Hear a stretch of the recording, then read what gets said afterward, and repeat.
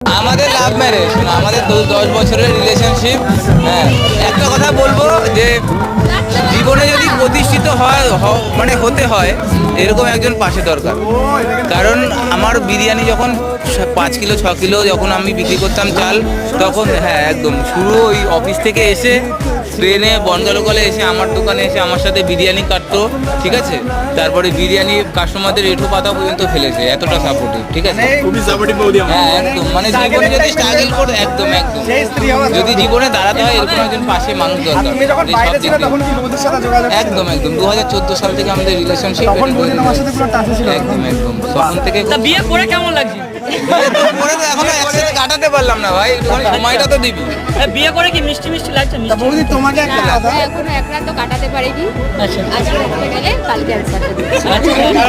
তুমি যখন দীপঙ্করদার সাথে সেই টাইমে ছিলে, তখন কি তুমি এক্সপেক্ট করেছিলে যে দীপঙ্কর